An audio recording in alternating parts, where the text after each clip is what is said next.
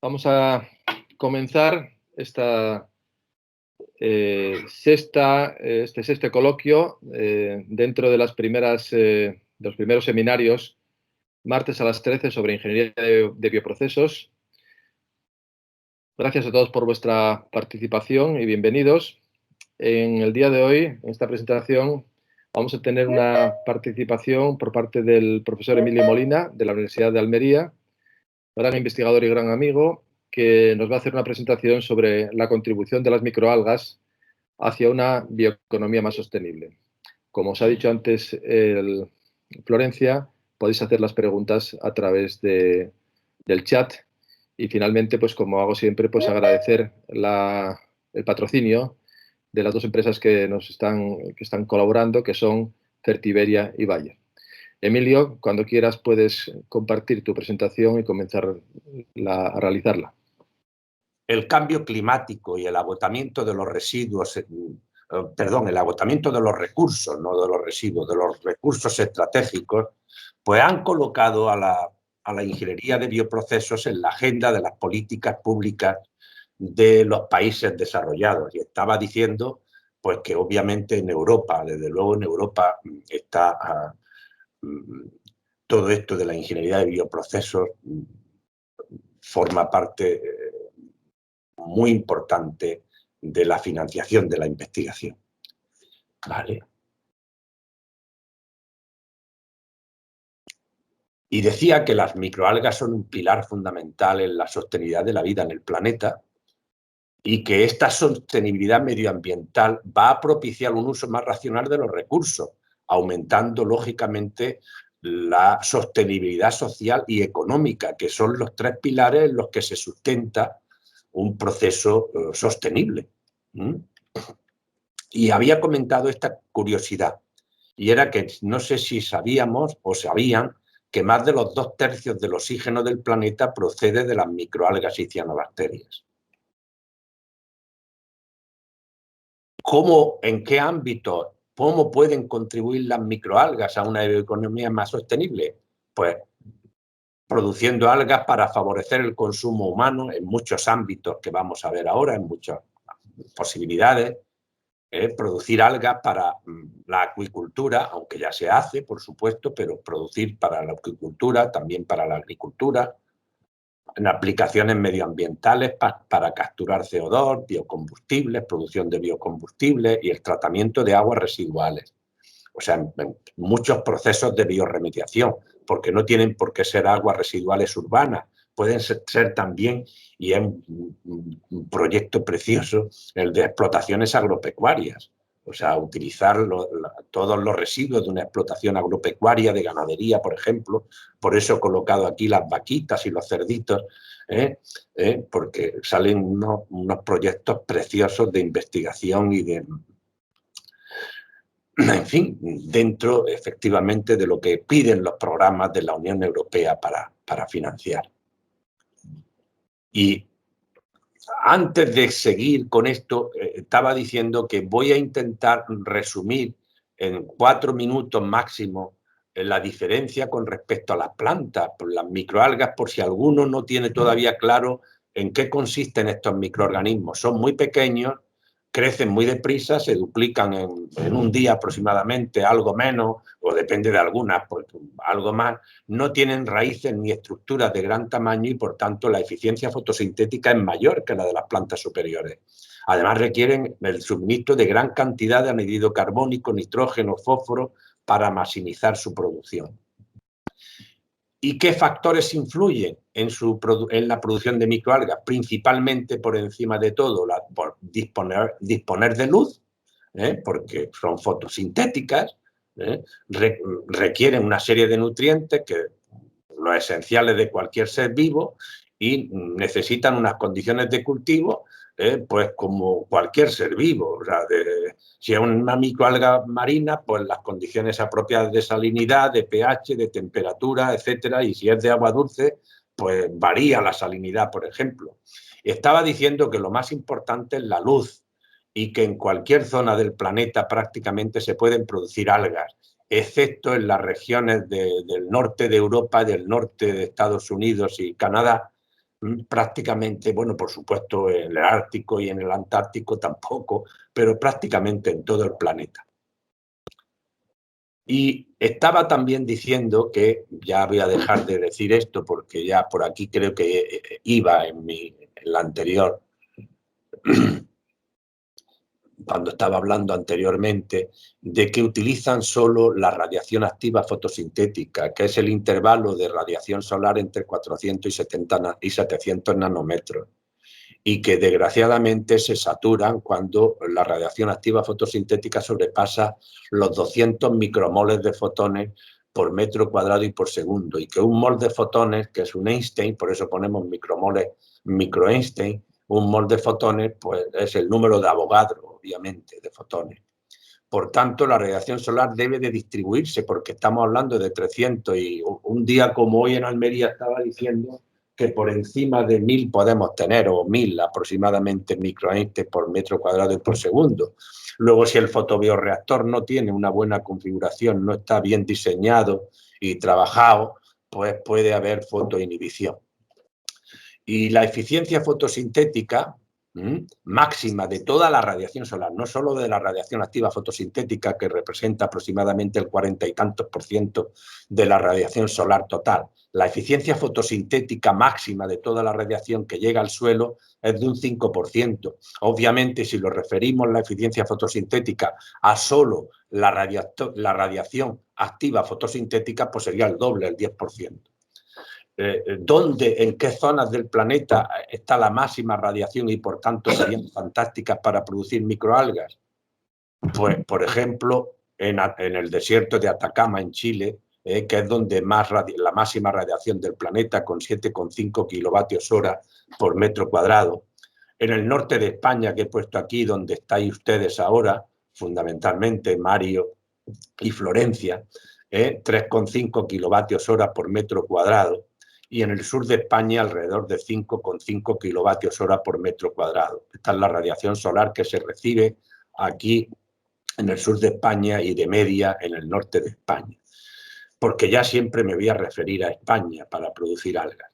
El calor de combustión, teniendo en cuenta estos datos y que el calor de combustión de la biomasa de microalgas, como de cualquier biomasa, nuestra propia biomasa, de cualquier insecto, de cualquier planta, pues aproximadamente entre alrededor de 20 megajulios por kilogramo es el calor de combustión de las biomasas de los seres vivos, pues más o menos, entre 18 algunas, otras veces 22, 23, pero en fin, en torno a esto, pues la producción de biomasa en el sur de España fluctuaría entre 160 toneladas por hectárea y año, y la eficiencia, con una eficiencia fotosintética del 5%, o de 20 toneladas por hectárea y año si la eficiencia fuera muy mala, del 1%.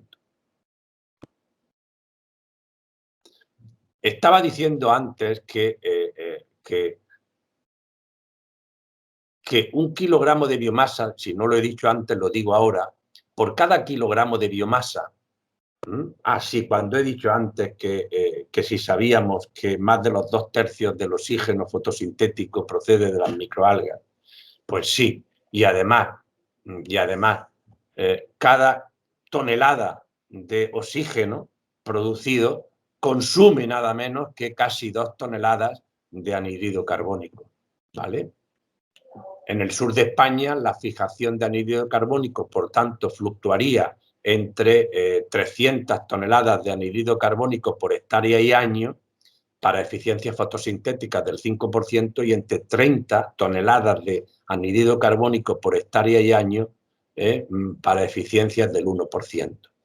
Y la liberación de oxígeno, que va a depender del diseño del reactor. La liberación de oxígeno en el fotobioreactor va a depender del diseño y de la fluidodinámica, porque hay que intentar eliminar todo el oxígeno que se produce, ya que para valores superiores a 20 miligramos por litro de oxígeno, la solubilidad del oxígeno, si yo burbujeo aire en agua, pues aproximadamente 7-8 miligramos por litro, si es agua de mar un poco más, etcétera, pues los valores superiores, o sea, estamos hablando a 2,5 veces o 3 veces la saturación con aire, esos valores pues de oxígeno inhiben el crecimiento, son malísimos para el crecimiento y hay que optimizar la transferencia de materia dentro del fotobioreactor. La fijación de nitrógeno en el sur de España puede fluctuar aquí abajo, aquí en Almería, entre 2,1 y 16,5 toneladas por hectárea y año para eficiencias fotosintéticas del 1 y del 5%, que es la máxima, y la fijación de fósforo fluctuaría entre 200 kilos y 1,6 toneladas de fósforo por hectárea y año para eficiencias fotosintéticas del 1 y del 5% respectivamente. En fin, formas solubles de nitrógeno y de fósforo pueden ser, pues, como casi siempre hemos hecho nosotros, y seguimos haciéndolo, pues pueden ser fertilizantes agrícolas, con el consiguiente consumo energético y la generación del anhídrido carbónico asociado a su producción. El método de von Haber para producir amoníaco, pues, es el que hace que estemos tantísimas personas en el planeta. Sin él, probablemente estaríamos muchísimas menos personas. Pero el método de von Haber, pues, consume mucha energía y genera mucho CO2. ¿Vale? Para evitar todo esto, es fundamental recuperar, si no queremos utilizar fertilizantes agrícolas que conllevan toda esta generación de anhídrido carbónico, para evitar esto es fundamental recuperar el nitrógeno y el fósforo contenido en las aguas residuales, en vez de utilizar fertilizantes agrícolas, utilizando la energía solar al mismo tiempo que se producen grandes cantidades de biomasa. Con respecto a las condiciones de cultivo, cada cepa posee unas condiciones óptimas de salinidad. No es que haya grandes diferencias, pero en fin, existen algunas. El pH se controla añadiendo el anhídrido carbónico, que reduce el pH y evita la limitación de anhídrido carbónico, y es un problema de ingeniería. La mayoría de los sistemas en el mundo poseen mayoría de sistemas industriales, de sistemas y de laboratorio también, claro. Poseen sistemas de aporte de anhídrido carbónico de cualquier fuente para asegurar que los cultivos están solo limitados por luz. El controlar la temperatura en grandes fotobioreactores es muy difícil. Económicamente, además, es inviable por la gran inversión en cambiadores de calor y consumo energético que conlleva. Controlar globalmente el sistema de producción necesita tener en cuenta, además, la variación de los parámetros de cultivo a 3 escalas de tiempo que son bastante diferenciadas, porque están las variaciones a lo largo del año, de las estaciones del año, las variaciones diarias relacionadas con el ciclo solar y el tiempo requerido para mezclar completamente el sistema de producción, que estamos hablando, pues, dependiendo un poco de que si es un buen sistema de mezcla o no, pues estamos hablando de minutos, segundos, ¿no? O sea, que estamos hablando de 3. Entonces, controlar un cultivo a escala grande, a escala productiva, no es tan sencillo, y puede llevar mucho dinero el controlar tanto. Bueno, aquí tenéis algunas fotos de alguna instalación nuestra. Este es un sistema abierto, como veis, esto está agitado por estas paletas que van dando vueltas. Por supuesto, aquí el flujo, sobre todo en estos canales, en las curvas no, pero el flujo en los canales laminar. Aquí, por ejemplo, este es un reactor de capa fina también, y el flujo aquí es prácticamente laminar, pero claro, aquí la profundidad del cultivo no sobrepasa los 2 centímetros o 3, y solamente hay mezcla perfecta aquí. Pero en fin, esta es una configuración. Estas configuraciones son de reactores cerrados, reactores tubulares, columnas de burbujeo. Aquí los sistemas de intercambio de gases, o sea, la eliminación del oxígeno, pues tiene lugar en unas columnas que se colocan. En fin, no he puesto aquí ninguna foto de eso, pero en fin, que hay que eliminar todo el oxígeno que se pueda, porque el oxígeno es dañino para la fotosíntesis. Es dañino para la fotosíntesis porque si hay mucho oxígeno, pues la enzima rubisco va a actuar como oxigenasa más que como carboxilasa y no se va a poder introducir el anhídrido carbónico en el ciclo de Calvin, ¿vale? Como estaba diciendo antes, ya he terminado estos breves comentarios de estos microorganismos. ¿Cómo podemos, las aplicaciones de las microalgas, cómo pueden contribuir? Pues estaba diciendo productos para el consumo humano, aquí tenéis una serie de productos. Para la alimentación animal, aquí tenéis una serie de productos. Para la... Sí, no puedo, estoy en una charla. Adiós. Entonces, estaba diciendo también producción de energía y de productos para la agricultura, biocombustibles. Bueno, biocombustibles ahora lo veremos un poco la dificultad que tiene, pero sí para biofertilizantes, para también biometanol, biometanol, perdón, o sea, biogás, pues, que está constituido por CO2 y metano, pues biometano. Algunas de las aplicaciones estas están a escala industrial, pero no otras están a nivel de investigación. Hoy día hay una gran financiación para proyectos relacionados con bioremediación utilizando microalgas.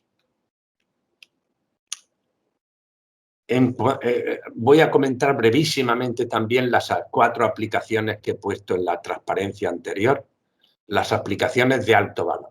Para el consumo humano, pues como alimento directo o nutracéutico, en cosmética se están utilizando mucho y cada vez más.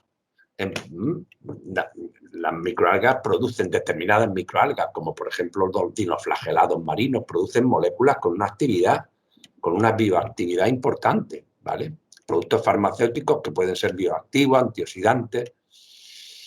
De todas formas, esto no está tan fácil meter un producto de microalgas, porque hay barreras. Las barreras para incorporar las microalgas a los alimentos residen en aspectos reguladores de la Unión Europea, ya que, a excepción de la clorela, la espirulina, la dunaliela salina y el hematococcus, para producir astaxantina para los salmones y tal, la clorela, alimento ancestral, igual que la espirulina. Recientemente también tetraselmis, que es una alga marina con mucho ácido graso poliinsaturado. Cualquier microalga tiene que ser registrada como nuevo alimento, ¿vale? Eso es un problema para cualquier emprendedor que quiera, porque el registrar como nuevo alimento lleva implícito un cartapacio que cuesta dinero. Pero de todas formas, deciros que hay muchas multinacionales como BASF, Unilever, Rocket, Dow Chemical, etcétera, que tienen ya muchos proyectos relacionados con la producción de microalgas.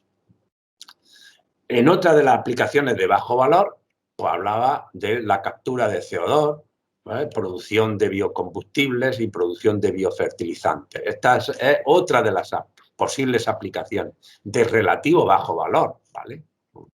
Bajo valor, alto valor, las que he dicho antes, ¿no? De todas formas, todas estas aplicaciones son sostenibles solamente si se acoplan con el tratamiento de aguas residuales. No solo urbanas, pueden ser de explotaciones agropecuarias o industriales. Entonces voy a comentar este detalle porque no, podemos utilizar esto para capturar el CO2 de esta chimenea, o para producir biocombustibles, para producir biodiesel. Bueno, esto sí puede ser más asequible, la producción de biofertilizantes, pero esto no es tan... Y lo estoy comentando aquí. Las microalgas no pueden ser consideradas como sistemas de almacenamiento de CO2. ¿Por qué? Porque, bueno, solamente pueden ser consideradas sistemas de captura. Capturan, por supuesto, para hacer la fotosíntesis, ¿no? Pero se corrompen fácilmente si no se cosechan rápidamente. O sea, nosotros podemos, un cultivo que en un reactor de estos industriales no más de 1 gramo por litro. Hay que preconcentrar previamente por floculación, sedimentación o algo, ¿sí? Y luego incluso un dewatering posteriormente con centrifugación. Nosotros para procesar tenemos que tener que menos, por supuesto siempre en húmedo, porque si no cuesta una barbaridad eliminar el agua y energéticamente es un desastre, ¿vale? Procesamos la biomasa con alrededor de 100 gramos litro, o sea, una concentración asequible para procesar la biomasa. Pero como no lo hagamos eso con relativa rapidez, pues se corrompen, ¿vale? Fácilmente, si no se cosechan con relativa rapidez puede ser, pues yo qué sé, cada día, si estamos en un cultivo continuo, hay que cosecharlo y hay que cosecharlo y hay que concentrar la biomasa para al día siguiente empezar a procesar eso. Los cultivos concentrados con 100 gramos litro aproximadamente. Y está una diferencia clave con respecto a las aminas, porque, por supuesto, para almacenar CO2 están las aminas ya. Lo que pasa que, claro, a la hora de recuperar las aminas se requieren 4 megajulios por kilogramo de CO2 almacenado. Por eso las eléctricas pues utilizaban esto de las aminas si es que lo utilizaban. Si es que lo utilizaban. ¿Por qué? Pues porque las eléctricas, me estoy refiriendo a las eléctricas con carbón y todo esto. Aquí en Almería nosotros teníamos un proyecto con Endesa, pero Endesa no utilizaba las aminas, porque es que el rendimiento bajaba aproximadamente un 14, un 15% por el consumo energético de recuperar de nuevo las aminas. O sea, que es un sistema de captura las microalgas, pero no un sistema de almacenar el CO2. La producción de microalgas, fijaos aquí otra curiosidad. La producción de microalgas resulta costosísima con gases de escape. O sea, si Endesa hubiera querido hacer una instalación para todos los gases de escape de la chimenea, 1000 megavatios, porque tenía 2 grupos. Y digo tenía porque ahora mismo con toda la producción de energía eléctrica con carbón está paralizada, al menos aquí la central de Almería está parada. Entonces la producción de microalgas resulta costosísima por toda la instalación industrial que había que hacer para tal, del orden de 1000 euros por tonelada. Y sin embargo los impuestos a pagar, por lo menos, no sé si ahora serán mayores o menores, pero los impuestos a pagar por emisiones son de alrededor de 30 euros por tonelada. O sea, pensar en una instalación de microalgas para eliminar el CO2 de los gases de escape con microalgas no merece la pena. No merece la pena. Con respecto a la producción de biocombustible, biodiesel, que es lo que nosotros hemos hecho, porque, bueno, además el biodiesel es que se vende en la gasolinera, pues, ¿vale? La capacidad real de producción es muy limitada la que tenemos para... O sea, necesitamos para competir dentro de... Además, el porcentaje de lípidos saponificables de la biomasa en condiciones normales de operación, es que la gente os decimos, bueno, es que las microalgas pueden almacenar cantidades enormes de grasa, del orden del 50% de su peso. No.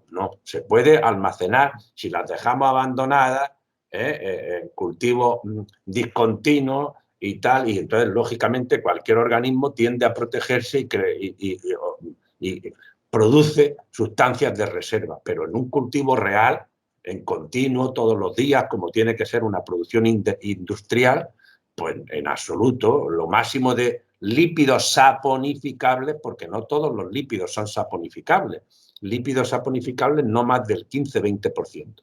O sea, la capacidad real de producción, si microalgas, ahora mismo la instalación, la capacidad instalada en el mundo es alrededor de 20, puede ser que sea 20 o 25.000 como máximo toneladas, 25.000 toneladas al año.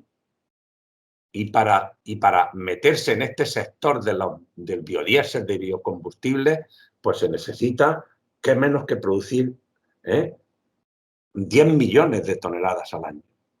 No, 10 millones de toneladas de biomasa al año para empezar a competir en este mercado de los biocombustibles. O sea que lo de los biocombustibles ya les había adelantado antes que no es un tema como para pensar en las microalgas, desde mi modesto punto de vista, que hemos trabajado bastante también con muchas compañías con estos valores, que no sobrepasar estos valores. Estas ya son unas biomasas muy buenas, en condiciones normales de operación industrial, no de laboratorio. La producción de biofertilizantes sí es una cosa más asequible. Se necesita reducir, por un lado, el consumo de fertilizantes químicos. Las microalgas son ricas en nitrógeno y fósforo, tienen aminoácidos, hormonas de crecimiento, etcétera, permiten aumentar la producción de los cultivos agrícolas. Si además lo acopláramos con el tratamiento de aguas residuales, la producción sería muy... Este proceso esto ya está a nivel comercial, fertilizantes agrícolas procedentes de las microalgas. Bien, entonces estamos desde el principio de la presentación, he estado hablando del tratamiento de aguas residuales, del tratamiento, o sea, las microalgas con la ayuda de las aguas residuales sí pueden ser importantes en los años venideros, ya lo están empezando a ser. Porque los sistemas convencionales, fijaos, de lodos activos, transforman la materia orgánica en CO2, el CO2 se emite a la atmósfera, el nitrógeno también se libera a la atmósfera, pero se acumula también parcialmente en el lodo del sistema, que posteriormente, en el proceso de digestión anaerobio va a quedar este nitrógeno en el fango digerido, el fósforo se acumula en los fangos, que finalmente se llevan al vertedero. O sea, estoy hablando del sistema tradicional de lodos activos para el tratamiento de aguas residuales. El consumo energético es elevadísimo, 0,5 kilovatios-hora por cada metro cúbico que se procesa en la instalación. Y el coste del tratamiento es de 20 céntimos por metro cúbico. Estos son datos reales.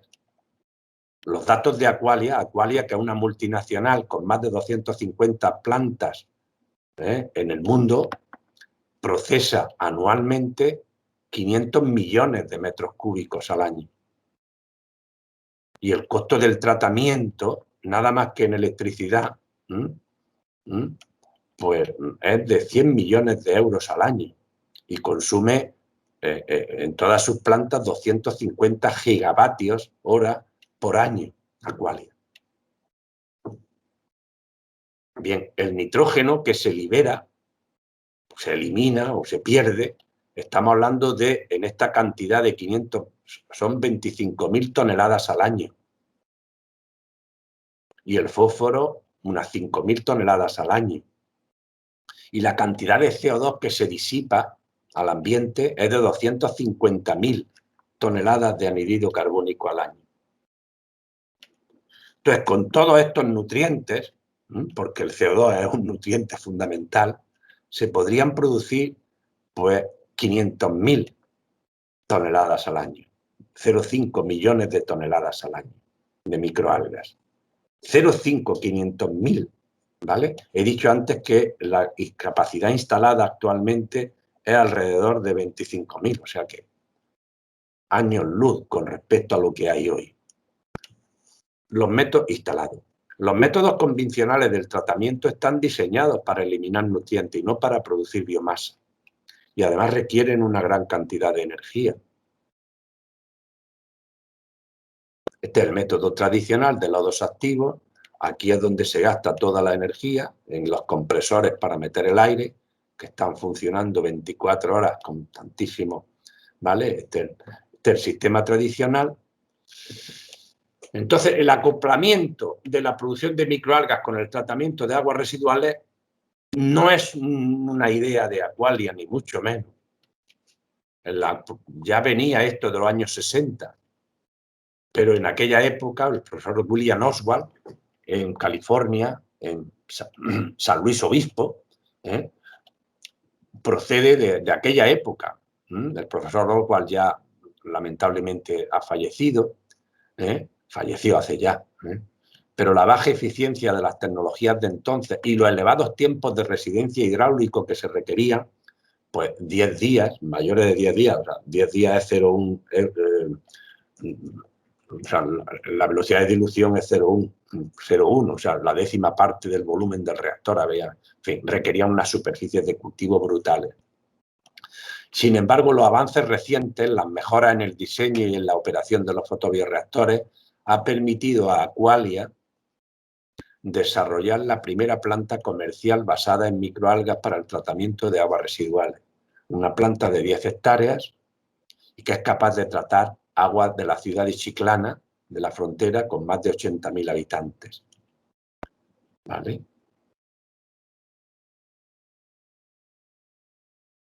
Esta foto, pues yo me la quedé el día que se inauguró esa planta, porque allí lo tenía como propaganda, porque vino el comisario de la energía de la Unión Europea y todo esto a inaugurar la planta.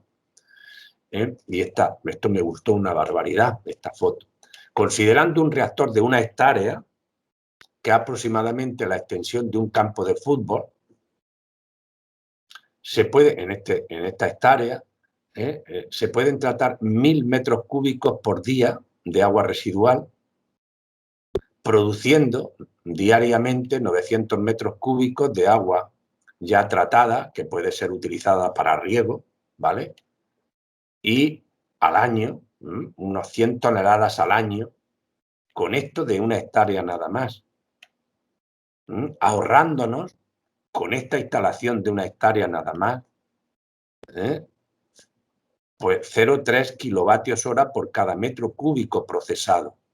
Lo que por cada metro cúbico procesado, que si lo tenemos en cuenta durante todo un año, estamos hablando de casi 110.000 kilovatios hora por año, que es un ahorro bastante considerable económico y un ahorro bastante considerable medioambiental por todo el CO2 que no se libera. Y con esta biomasa de 100 toneladas al año que se produciría nada más que con este reactor de 1 hectárea, pues podríamos utilizarla todo para producir biometano, para producir metano. Lo que hace Aqualia es que la mitad la procesa para producir en el digestor anaerobio biogás, que luego lo purifica, y biometano, y tiene una flotilla. No sé si la habrá, yo creo que por ahí arriba no, ni por aquí abajo tampoco, pero en Madrid y en Cádiz se pueden ver estos cochecillos ligeros con esta biomasa, con 50 toneladas año, producen biometano para esta flotilla de 10 coches durante todo el año, y también para producir, pero no lo hacen ellos esto, y para producir biocombustibles, fertilizantes la otra mitad. Esto es un perfecto ejemplo de bioeconomía sostenible. Y entonces ahora me voy a centrar en nuestro ejemplo de bioeconomía sostenible, de economía circular en concreto, poner a trabajar los residuos, en este proyecto que presentamos en el año 17 en la convocatoria de Blue Grow de la Unión Europea.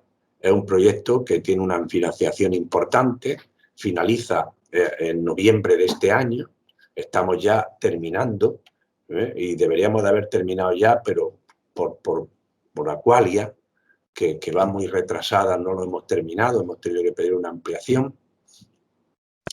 Pues en este proyecto lideramos nosotros, participan 3 empresas multinacionales de maquinaria, GEA Westfalia, y luego Aqualia, experta en aguas residuales, y también esta multinacional del sector alimenticio. Participan también varias universidades de Alemania, bueno, grupos de investigación de Alemania, de la República Checa, de Hungría y de Italia. Lo primero que hicimos a la hora de presentar el proyecto fue hacer un estudio de mercado. Para eso necesitamos mucha ayuda.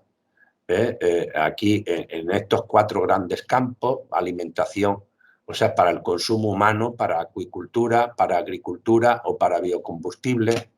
Y aquí tenemos en estas gráficas de arriba los tamaños de mercado en toneladas año de todos estos productos que tenemos aquí abajo. Y aquí tenemos los precios de mercado. Y nos dimos cuenta, bueno, todos los mercados requieren una norma de seguridad y unas cautelas muy grandes a la hora de producir, pero lógicamente las mayores cautelas todos los requerimientos de producción son mucho más estrictos en el mercado de la alimentación humana, que aun siendo muy importantes los requerimientos de la acuicultura, pero en la acuicultura también se necesitan unos requerimientos importantes en lo que se le da de comer a los peces, y por supuesto en la agricultura también, y por supuesto también en los biocombustibles, pero lógicamente no tan estrictos como en el mercado de la alimentación humana. Y por tanto nos dimos cuenta de que si consideramos estos productos de biofertilizantes, bioestimulantes, biopesticidas, y dentro del ámbito de la acuicultura para darle de comer a los peces y también aditivos alimentarios, pues estamos hablando de un volumen de mercado que sobrepasa, porque al multiplicar estas barras de aquí abajo por estas tenemos la caja que se hace, ¿no? Esto es real, ¿vale? Estos consumos son reales, ¿vale? Al multiplicar esto por esto son la caja. Bueno, pues aquí nos dimos cuenta que con este mercado y pues ya hay, es mayor que este. Vale, y entonces pues presentamos este proyecto en el que solamente se utiliza agua de mar o agua residual para producir microalgas, en que la única fuente de nutrientes es el nitrógeno y el fósforo procedente del digestor anaerobio de las aguas residuales o de aguas residuales directamente. Nosotros ahora mismo estamos utilizando digestor anaerobio cuando lo traemos de la planta de aguas residuales de aquí de la ciudad, que está cerca de la universidad, relativamente cerca. O las aguas residuales directamente de primario las tenemos del propio campus, las aguas del campus, las aguas residuales del campus. Son las que más utilizamos, ¿vale? Solamente le damos de comer a las algas estos nutrientes, ¿vale? Y anhídrido carbónico. Anhídrido carbónico actualmente no lo tenemos de ningún quemador. Lo utilizamos de un tanque grande, enorme, de anhídrido carbónico.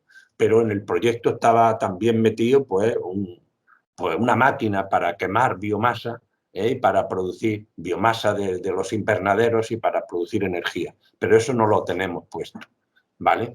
La idea es producir con estos nutrientes y con anhídrido carbónico y con este microalga marina o con aguas residuales de primario que tienen ya también sus propias microalgas de agua dulce, porque las aguas residuales llevan de todo, pues producir aditivos alimentarios y alimentación y biomasa para los peces y bioestimulantes, biopesticidas, biofertilizantes para la agricultura. Nosotros somos los que nos vamos a beneficiar de una acuicultura y de una agricultura más sostenible, ¿vale? Y desde el primer momento, pues el proyecto está centrado en producción, una planta de demostración, es un proyecto de innovación, como dije al principio, por tanto, el nivel de desarrollo tecnológico tiene que estar alrededor de 7 o más, ¿vale? Pero con 7 es suficiente en la escala de desarrollo tecnológico, ¿vale? Una planta de demostración que produzca de forma continua con los estándares de la industria química todo el año. Y desde luego el análisis económico es quien dice lo que vale y lo que no vale. Esto sí, pero esto no puede ser, que esto es muy caro. Y la sostenibilidad, el análisis del ciclo de vida es lo que dice que puede ser o que no puede ser. Y solamente producimos productos para las empresas que trabajan dentro del proyecto. O sea, hay una empresa que no la he comunicado antes, he dicho 3 empresas multinacionales, pero no he nombrado a otra empresa, digamos, local, que también vende en todo el mundo, pero es local, que se dedica a los fertilizantes, a los biofertilizantes. Entonces, solamente producimos biofertilizantes, para la industria esta y para la otra empresa que he dicho, italiana, de alimentación en general, y que tiene una línea de acuicultura también para darle de comer a los peces, principalmente a los esturiones, los italianos, para darle de comer a los esturiones para producir caviar. Bien, entonces el business plan es el que solamente producimos lo que ellos necesitan, las dos empresas que hay, que son las que comercializan esto. El proyecto está dividido en dos grandes bloques, la producción y el cosechado, y en otro bloque de procesamiento. Esto es lo que he dicho antes, que no lo tenemos, residuos de invernadero, o sea, para quemar, esto lo utilizamos con CO2, y en fin, y luego el harvesting, pues lo que digo, una primera etapa de pasar de 1 gramo litro que sale de aquí del reactor a 10 gramos litro, fundamentalmente lo hacemos esto fundamentalmente pues con membranas, pero membranas muy baratas, membranas baratísimas, que es lo que mejor nos ha dado después de mucho, después de sedimentación, de flotación, etcétera. Lo que mejor va son las membranas estas. Y perdón, ya se me había ido la idea.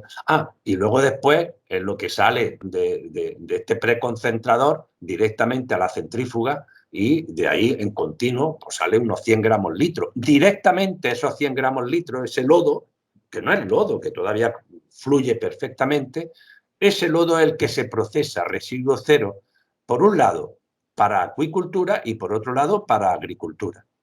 Y el procesamiento es muy sencillo, como vais a ver ahora dentro de un momento. Bien, inicialmente teníamos previsto una instalación, la demostración inicial de una hectárea, posteriormente ha sido de 1,5 hectáreas por razones múltiples de comentar, y la escala y toda la tecnología desarrollada en los 2 primeros años para que Aqualia la utilice en una instalación de demostración de 5 hectáreas.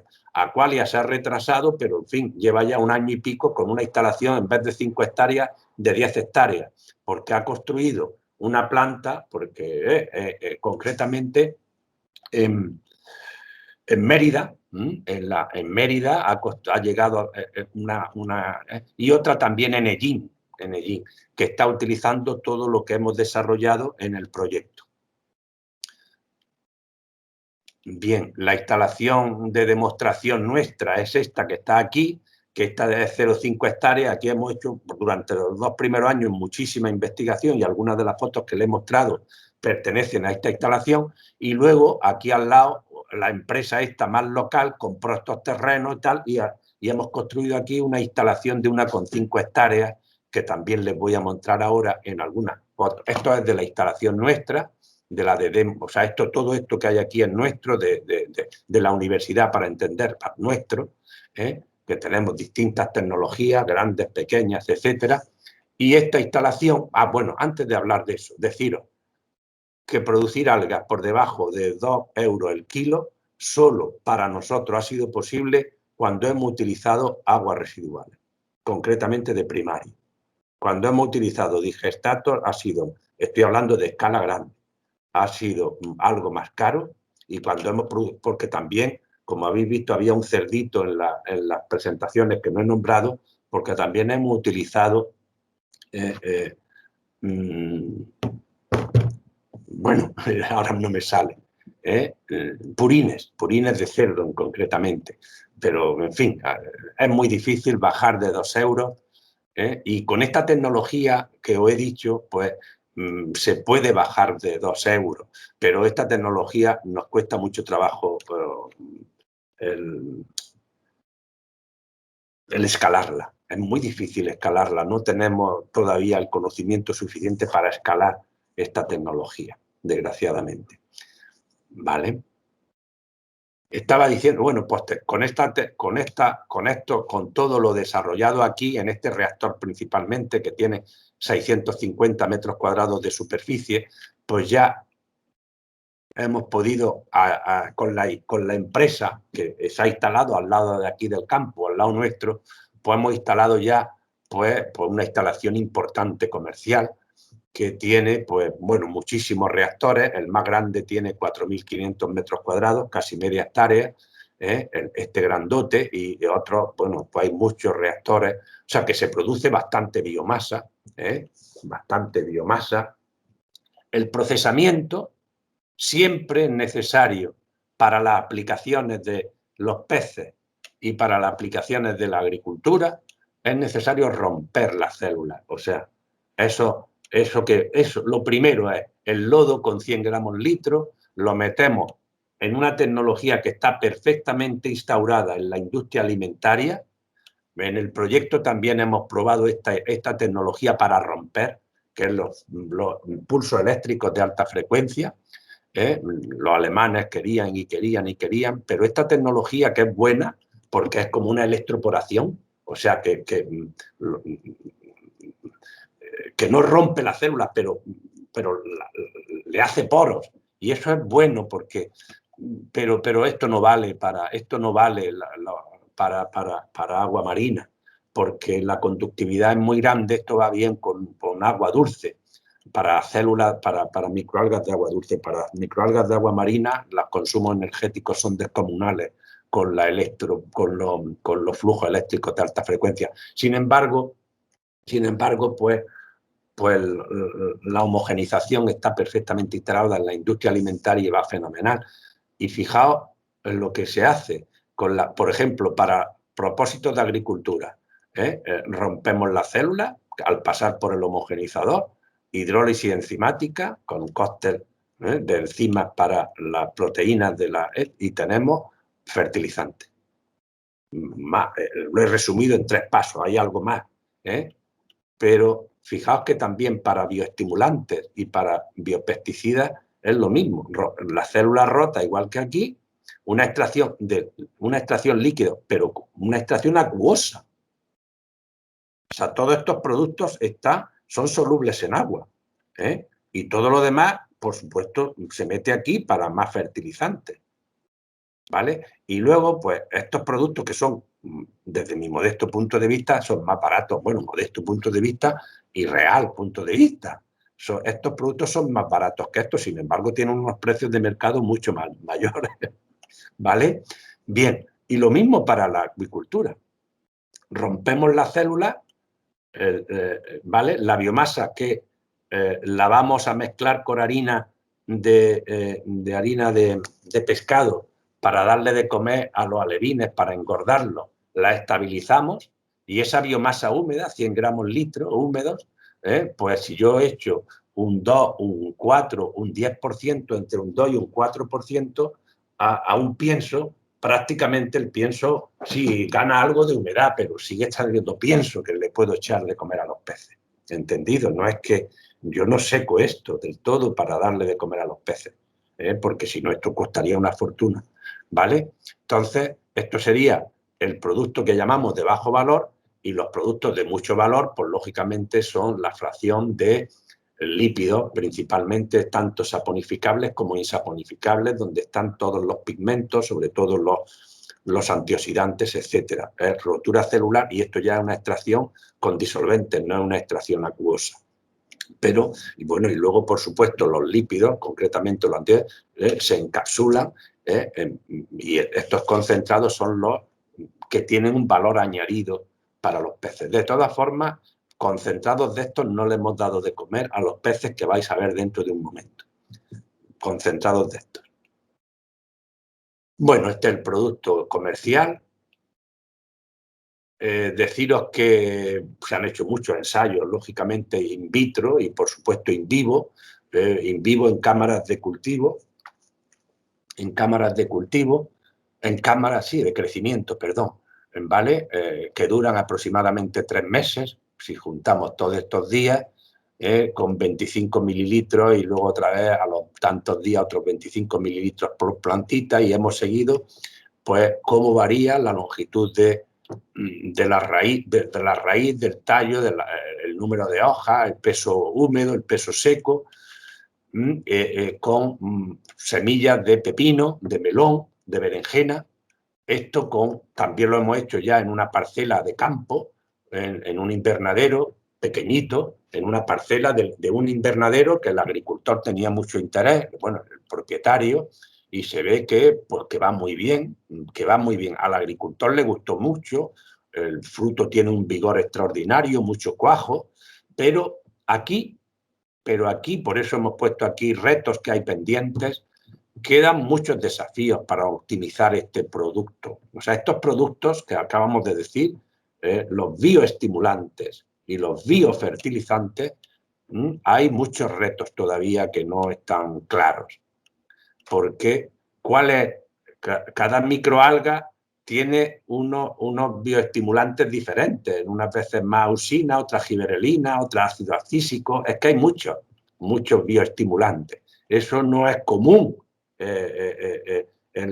sea, unas microalgas tienen uno y otras microalgas tienen otro. Entonces, ¿cuál es el contenido del componente objetivo? Y sobre todo en demostrar la bioactividad y la seguridad de estos productos. O sea, todo esto al final hay que regularlo bien para el que compre una cosa que está perfectamente regulada. Pues toda esa regulación está pendiente de hacerla.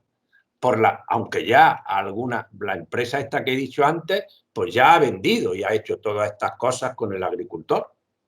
Pero bueno, son ensayos internos, no producto comercial como el que hemos visto en las botellas anteriores de fertilizantes. Con respecto a la acuicultura, le hemos dado de comer a los peces. Bueno, hemos hecho primero mucho ensayo in vitro antes de darle de comer y luego ya ensayos reales, ¿no? Lo hemos hecho con lenguado y con dorada. Con lenguado y con dorada. Brevemente todo este tinglao. Se lo resumo. Le hemos dado todo el control y le hemos dado, en este caso, Isocrisis galvana, una microalga marina, otra microalga marina, esta es una microalga de agua dulce. Recordar que también hemos producido alimento para la agua dulce, para los peces, para el esturión de los italianos, de la empresa italiana. Entonces, brevemente les resumo, no hay más peso, o sea, por darle de comer de esto, darle de comer de esto es un 4% de esto a lo mejor, o un 4% de esto, un 4% de esto, un 10%, un 2%, o sea, que no es, porque el alimento es este, que es la harina, y hemos sustituido, pues, le metemos el 3%, el 5% a la harina esta y es la que le damos. Entonces, no hay un aumento significativo del peso, ni que se mueran más peces o menos, no. Pero lo que sí hemos visto es que hay un tamaño mucho más considerable de las microvellosidades de la mucosa intestinal de la dorada o del lenguado. Hay una diferencia significativa muy considerable.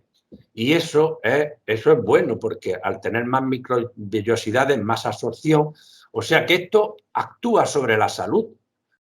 Sobre la salud es bueno y a los acuicultores les gusta porque como muchas veces hay problemas en el cultivo, hay muchos problemas en el engorde de los peces, pues si realmente el pez es más potente, tiene más salud, porque tiene más un tracto digestivo más sólido, pues, en fin, a ellos les gusta. Bueno, y a estos resultados también les gusta, porque aquí tenemos el lenguado, la dorada, como la capacidad de retención del agua en el filete es mayor, eso es bueno, y después de 8 días en el congelador también sigue siendo mayor, bueno, la firmeza de este filete y la textura de este filete es mejor que la del control y desde luego después de 8 días, por supuesto se ha deteriorado, pero sigue siendo algo mejor que la del control. Y la capacidad de oxidación del pescado es menor siempre, cuando le echamos microalgas, un poco, es menor. Y desde luego también 8 días después en el congelador, pues se sigue oxidando, pero sigue siendo menor en el cultivo, en los peces que han sido alimentados con microalgas. Y ya con esto concluyo. Lo siento, pues llevo ya casi 3/4 de hora, como 1 hora. Deciros que las microalgas pueden contribuir al desarrollo de la bioeconomía y mejorar la sostenibilidad de múltiples procesos relacionados con la actividad humana. que la capacidad actual de producción es pequeña y que los costos de producción son altos, y esto hace las aplicaciones principalmente estén enfocadas al consumo humano, y que se pueden producir utilizando aguas de baja calidad, incluso residuales, y pueden mejorar la sostenibilidad de los actuales sistemas de producción agropecuarios, la alimentación animal, biofertilizante, utilización de CO2, de purines, de alta.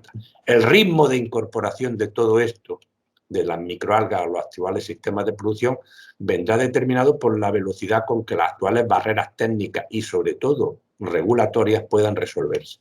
Y bueno, nada más. Y disculpen todo el retraso que hemos tenido en los primeros 20 minutos de clase. Lo siento mucho, Mario. Muy bien, pues.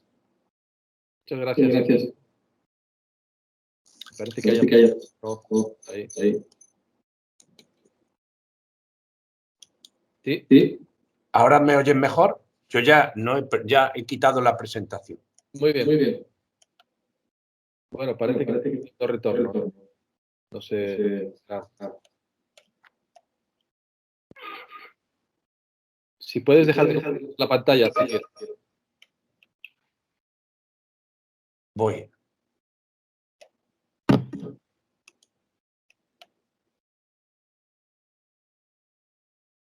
Bueno, pues muy bien. Ahora ya no, ya perfecto. Ya me oyes, ya no hay retorno. Sí, está perfecto ya. Bien, pues muchas gracias, Emilio, por la magnífica presentación. Una presentación muy clara, yo diría que incluso transparente a la hora de evaluar las posibilidades que tiene el cultivo de microalgas, que está claro que tiene unas perspectivas muy importantes, pero hay una serie de retos que has ido señalando que están limitando todo ello, ¿no? Vamos un poco mal de tiempo, pero bueno, un par de preguntas sí que tenemos para hacerte, ¿no? La primera es de tipo muy general o muy final, ¿no? Has hecho muchas comparaciones en relación con la energía, pero la pregunta es respecto a las necesidades de mano de obra, de inversiones, etcétera, ¿no? Un poco cómo estaría este elemento a la hora de una evaluación del OPEX o CAPEX o lo que sea, ¿no? Vamos a ver, para todo esto, ¿me está oyendo? ¿El retorno va bien? ¿Me oís? Sí, Para correcto. todos estos productos que acabamos de poner en la presentación para la agricultura y la acuicultura, no podemos utilizar los reactores cerrados que hemos visto en alguna transparencia, los tubulares, por ejemplo. Habéis visto en la última transparencia que he puesto, que son unos reactores que están con una tecnología que son, que no vale ni €1 el metro cuadrado.